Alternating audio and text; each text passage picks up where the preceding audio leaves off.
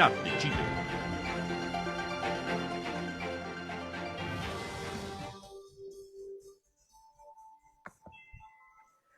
Bien, perdón. Conversábamos, Claudio, sobre la importancia de la convención, de lo que está pasando, que prácticamente ya son semanas, ¿no?, para que termine de armarse esta propuesta. Eh, y como cada lunes, ¿qué hacemos cada lunes? Todos están esperando lo que pasa los lunes. Hacemos este contacto con el Observatorio Constitucional, en este caso con el Observatorio Constitucional de Género, que nos va a contar un poco lo que está pasando en materia de esta decisión, ¿no?, de incorporar en cada una de las materias el aspecto de género. Estamos con nuestra profesora, doctora en Derecho, académica de la Facultad de Derecho de la Universidad de Chile, Claudia Iriarte. Muy buenos días, Claudia. Un gusto estar con usted. Muy buenos días, Juanita. Muy buenos días ahí al estudio de la universidad. Un gusto nuevamente después de estos 2 meses un poquito de ausencia que tuve por razones de vacaciones, COVID y demás.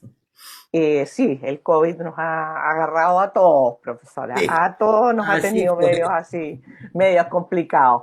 En este caso, vamos a conversar a propósito de algunos de los artículos aprobados por la Comisión de Derechos Fundamentales, que ya terminó, ¿no es cierto?, la elaboración de su segundo informe y que tiene algunas propuestas sobre derechos económicos, sociales y culturales, particularmente respecto a las mujeres y las disidencias sexogenéricas. Queremos conversar hoy día respecto a cuáles son los contenidos de este segundo informe en temas de derecho al trabajo. Porque yo creo que si hay una cosa que ha sido compleja para las mujeres en general, es el tema no solo del acceso al trabajo, sino de la igualdad de derechos en materia laborales. La pregunta es, ¿cuál es concretamente la propuesta que hace esta Comisión de Derechos Fundamentales, desde el enfoque de género, por supuesto, respecto al derecho al trabajo? En qué se distingue del actual, por ejemplo?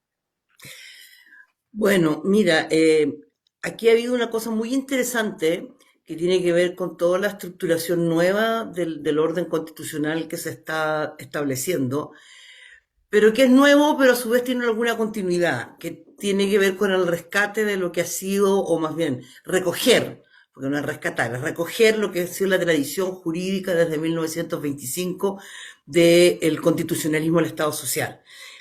Y disculpen. Y eso significa, entre otras cosas, el reconocimiento de los derechos económicos y sociales y particularmente el reconocimiento al derecho al trabajo, que en la Constitución de 1980 prácticamente se había perdido, quedando una norma general que establece solo más bien la libertad del trabajo que el derecho al trabajo, porque el derecho al trabajo no es solo el derecho a trabajar, por así decirlo, sino es la configuración de un orden jurídico que se estructura sobre lo que es la realidad capital-trabajo y cómo los sujetos nos definimos fundamentalmente por nuestra condición de los sujetos de derecho, los sujetos jurídicos, de sujetos trabajadores, y entonces nuestra relación con los derechos se hace a partir de esa condición y por lo tanto se reconoce el derecho al trabajo, se reconoce el derecho a la seguridad social, se reconoce disculpen, pero ando con un Sí, poquito de no, resfriado. Bueno, son profesora, las no se secuelas, preocupe. son las secuelas, Claudia. Todos hemos Sí, sin vivido eso. duda. Bueno, y como digo, además, bueno, lo que significa el derecho a la huelga, el derecho a la negociación colectiva, bueno, hay todo un tema allí, derecho al trabajo. Ahora, lo fundamental, la línea que está siguiendo nuestra legislación, es decir, el debate constitucional hoy día, es la idea que estableció ya hace algunos años atrás OIT en el sentido de trabajo decente. El concepto es curioso porque ¿qué significa esto de decente? En el fondo es la reconducción al derecho internacional de los derechos humanos en materia del trabajo. Y eso es fundamentalmente todo el articulado convencional de la propia OIT, que es muy antiguo, incluso es anterior al propio sistema de Naciones Unidas, porque ya el año 19, 1919, o sea, más de 100 años, la OIT ya se desarrolla y va creando su propio corpus de derecho internacional de los derechos humanos en materia del trabajo, que tiene su propio mecanismo de creación, que está inserto en el sistema de Naciones Unidas. Y allí entonces es muy interesante porque vamos viendo este conjunto de derechos que muchos de ellos tienen que ver con relacionados a la realidad de las mujeres. Y en ese sentido es muy importante esta idea de trabajo decente porque nos abre un piso mínimo, que es insisto en la idea del derecho internacional de los derechos humanos en materia, y eso significa acceso a la igualdad, primero que nada a los derechos, acceso a la igualdad, acceso al trabajo en sí, acceso a todos los temas relacionados con el trabajo y ciertas calidad y condiciones del trabajo. Que en materia de género, vamos a ir avanzando para no a plantear todo en esta pregunta, y de disidencias sexoafectivas, vamos a ir viendo que es muy interesante porque nos abre un conjunto de resguardo que nuestra constitución hoy día, tal como decíamos al comienzo, no lo tenía, no solo por lo limitado de la forma en que consagraba el derecho al trabajo, que básicamente era derecho de libertad, sino porque ninguna de las otras reconducciones al derecho internacional de los derechos humanos en materia laboral, ni la idea de trabajo decente, ni los otros derechos que se relacionan con derecho al trabajo, como son los que ya mencioné, estaban ni reconocidos, ni siquiera mencionados, y por lo tanto el sistema de garantía al sistema normativo de derechos no lo recogía tampoco. Sí, profesora, eso precisamente le iba a preguntar respecto de la forma en que se ha incorporado esta perspectiva de género en el debate respecto al derecho al trabajo, de qué forma ha impactado también esta perspectiva en el debate. Sí, mira, es bien interesante porque si bien es cierto, este debate, yo diría que es donde, por lo menos en la primera etapa, en el diálogo, en lo que hicieron, en las presentaciones que hicieron las distintas representaciones de la sociedad civil, tanto académicas como de las organizativas, de las propias grupos y organizaciones del movimiento feminista nacional, y el mundo sindical, desde las centrales obreras, pasando por algunos sindicatos importantes que expresaron allí su opinión. Este tema estuvo presente, pero no fue central, a diferencia de otros vinculados, estoy hablando de los temas de género, ¿no? Como fue los derechos sexuales y reproductivos, como fue el trabajo del cuidado, que está estrechamente relacionado, ya vamos a ver. Pero sin embargo, a pesar de que no tuvo la fuerza y la presencia, porque es un tema que va un poquito más atrás, no porque tenga menos importancia, al contrario, es fundamental. Lo que pasa es que las otras temáticas han sido tan rezagadas, tan ausentes en términos generales y particulares de nuestro ordenamiento jurídico, que hubo una preocupación especial porque quedaron instaladas y el tema del trabajo, a pesar de los déficits muy profundos que tiene nuestra actual legislación, ya hay una tradición. Entonces, desde ese punto de vista, por eso marca esta menor presencia, pero las propias convencionales presentaron una moción en este sentido y que es muy interesante porque la vincula desde lo que es el derecho a una vida libre de violencia. Y por lo tanto esto nos reconduce también al derecho internacional de los derechos humanos desde la mirada de lo que es la Convención Belén do Pará, que es la convención que establece la eliminación o que camina hacia la eliminación de las formas de violencia en contra de las mujeres del sistema interamericano. Yo diría que es de uno de los instrumentos convencionales más de avanzada que hay, que justamente estructura la idea de discriminación jurídica como una expresión de un modelo estructural de violencia respecto de las mujeres como sujeto jurídico. Y entonces, por lo tanto, hay una serie de situaciones como la brecha salarial, perdón, antes de eso, esta idea de la discriminación como expresión de la violencia respecto del género o de las mujeres, pero también del género de las disidencias sexoafectivas, lleva a la idea de la vulneración de derechos del sistema internacional de derechos humanos reconocidos por el sistema internacional. Y desde ese punto de vista, todo lo que son la realidad del derecho o de los derechos que derivan del propio derecho al trabajo y de sus otros derivados, mirado desde esta perspectiva, son situaciones justamente de discriminación, por lo tanto, de violencia de género, las que nos permiten configurar la protección y garantía de estos derechos. Y allí viene lo que estaba mencionando, que es, por ejemplo, la brecha salarial. La brecha salarial, sin duda, es una situación de discriminación.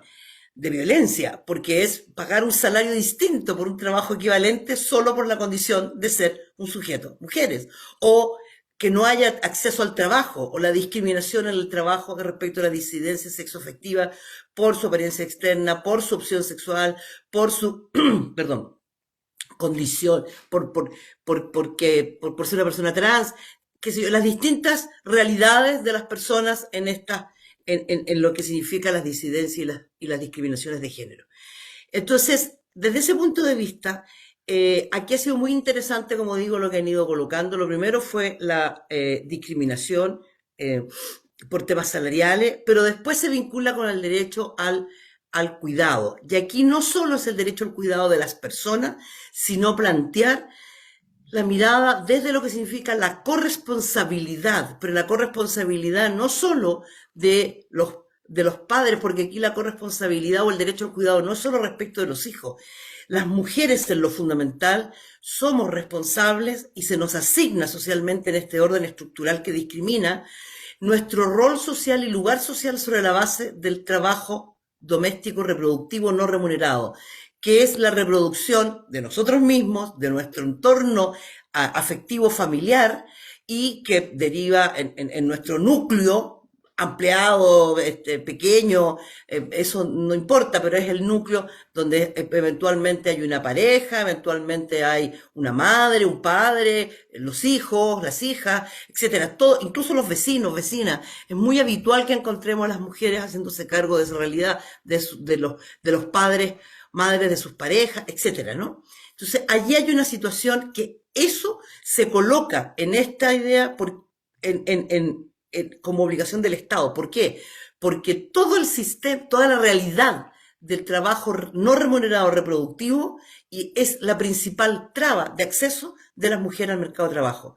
Entonces, todas las barreras, lo que se llama las barreras invisibles, incluso antes de que las mujeres siquiera se planteen ingresar al mercado de trabajo, esto está operando como barrera. Después, podemos verlo más adelante, va a operar al momento de ingresar al mercado de trabajo. Entonces, con lo cual, ya plantear la idea de la corresponsabilidad, primero fijándola en el Estado, después de la corresponsabilidad de la propia familia, pero es muy interesante sacarla de la familia y en ese sentido es interesante la norma que se está planteando en la idea del Estado como garante de este derecho y responsable de esta situación. Ahí hubiera sido interesante haber planteado lo que se llama, está presente, pero tal vez haber sido más explícito, tal vez en la redacción final quede lo que es, que está planteado en el debate internacional de los derechos humanos hace algún tiempo, el rol social de la reproducción como principio estructurante de todo el sistema de seguridad social, de todo el sistema de estructuración de la función del Estado frente a los sujetos y a la reproducción humana y eso implica sacar esta temática del orden de la familia y así es una forma de ir sacando a las mujeres de esta responsabilidad y pudiendo permitir la construcción como sujeto trabajadora, que hoy día hay bastante déficit en ese sentido.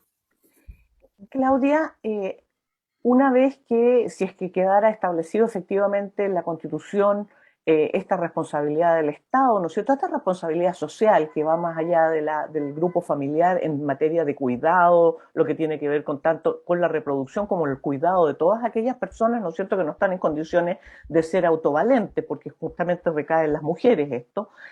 Hablabas de los derechos que vienen una vez que se accede al trabajo y las discriminaciones que se producen una vez que se accede al trabajo. Y que ha sido, yo diría, uno de los temas más complejos, porque en la práctica, más allá de que se pueda poner, ¿no es cierto?, que no debe ser discriminada las mujeres en términos de lo que puede ser el ascenso, la remuneración, el acceder a determinados cargos, etcétera, ¿cómo se puede garantizar constitucionalmente que no haya ese tipo de discriminaciones? Bueno, ahí hay un tema que es muy interesante porque una cosa es el reconocimiento de los derechos, el sistema de los principios, que ya tenemos el principio de paridad, que perdonen que me retroceda hacia atrás, pero es fundamental, porque es donde se sustenta todo este tema. O sea, si hablamos de paridad, no es solo paridad representacional en un sistema electoral, hablamos de paridad como expresión en el orden social, en todo el orden social que incluye la esfera del trabajo remunerado. Entonces esto es central. Y insisto en este punto porque la configuración de la mujer como sujeto o sujeta, trabajadora, y de las disidencias sexoafectivas en este tema es fundamental. ¿Por qué? Porque allí ese es un elemento central en su constitución de sujeto autodeterminado desde su propia condición, porque asegura la libertad y la igualdad, porque si tenemos un salario del cual nos podemos autosustentar, eso nos da autonomía básica como sujeto. Entonces este punto es central. Entonces está la idea de la paridad, la responsabilidad social de la reproducción y del cuidado, que es, o la corresponsabilidad o responsabilidad de la sociedad de la reproducción humana y del cuidado humano, que también es otro principio que debería estructurar nuestro ordenamiento. Y después viene entonces el sistema de derechos, que hemos avanzado sustancialmente, y yo creo que hay cosas bien interesantes y hay un avance bien sustancial con las ideas que ya existen. Y después viene el sistema de garantías. Y el sistema de garantías es la piedra angular que permite que estos derechos y esos principios estructurantes permitan efectivamente avanzar hacia el logro efectivo de las condiciones de asegurar el acceso al trabajo como derecho, a la seguridad social como derecho y a todos los derechos que derivan, ¿ya? De esta realidad. Y para eso entonces se deben crear mecanismos que no solo son mecanismos de garantías específicas de igualdad, sino aquí una vez más miramos el constitucionalismo del Estado social como concepción teórica que elabora ciertas herramientas o establece en su planteamiento doctrinario y material, porque existieron estas herramientas hasta el día de hoy. Toda Europa tiene un desarrollo constitucional basado en el constitucionalismo del Estado social. América Latina, todas sus nuevas constituciones van en esta línea, que es desde Colombia en adelante, Brasil incluso diría yo en adelante. Pero aquí entonces se trata de justamente que el Estado tenga herramientas para poder intervenir el orden social, porque esta situación de la que estamos hablando es producto de un conflicto social, producto de la discriminación estructural que existe respecto del género. Y desde ese punto de vista, entonces, el Estado tiene herramientas de intervención en el orden social, no solo para asegurar el ejercicio de los derechos y garantizarlos, sino para eliminar e intervenir aquellas condiciones que limitan el ejercicio de estos derechos respecto de la humanidad, por decirlo, o todos los habitantes de este territorio nacional, ¿no? Todos y todas y todes. Entonces, desde ese punto de vista, es fundamental la idea del sistema de garantía basado en este principio fundamental que el Estado no es neutral, no, el Estado interviene, tiene herramientas específicas. ¿Y cuáles eran ellas? Las políticas públicas de intervención, mecanismos de establecer situaciones de igualdad, ciertos sistemas posiblemente a través de cuotas, e incluso, más allá, modificaciones sustanciales de ciertos mercados, la creación de normas que efectivamente sancionen y limiten y sancionen los sistemas, por ejemplo, de discriminación salarial, la no contratación de mujeres, la obligatoriedad de que en ciertos espacios haya equivalencia de participación de mujeres y de hombres, habiendo personas con condiciones técnicas, digamos, o de conocimiento, tanto mujeres y hombres, para ingresar a esa realidad laboral. Hoy día en nuestro país, por ejemplo, ya sucede en materia de estudio. Hay universidades donde las carreras que son históricamente masculinas, se han establecido mecanismos para asegurar ciertas equivalencias y equiparidad en la representación de hombres y mujeres, porque eso se estructura a partir de un fundamento que tiene que ver con los elementos que discriminan a las mujeres antes siquiera de poder postular, porque hay un conjunto de mecanismos sociales de discriminación que hace que las mujeres tengan limitaciones o tengan ciertas hándicaps, por así decirlo, para llegar a esos espacios, y entonces el sistema lo reajusta con un criterio obviamente no discriminatorio. Esa palabra discriminación inversa es un concepto que se creó, era muy perversa para mi gusto, porque no es que estemos haciendo discriminación positiva, no, estamos eliminando aquellos elementos o abordando aquellos elementos que establecen una base discriminatoria estructural. Ujú. Profesora Claudia Iriarte, doctora en Derecho Académica de nuestra Casa de Estudios, gracias por haber estado durante esta mañana en este espacio que tenemos junto al Observatorio Constitucional de Género para ir revisando el trabajo de la Convención Constitucional, precisamente con enfoque de género. En este caso hablamos del derecho al trabajo. Profesora, muchas gracias, que tenga un buen día y nos reencontramos en una próxima ocasión. No, muchas gracias a ustedes y nos estamos viendo unos días más. Sí, Adiós. Claudia, sí, y cuídese mucho. Cuídese Sí, mucho. gracias. Ya, y usted también, adiós. Gracias, profesora.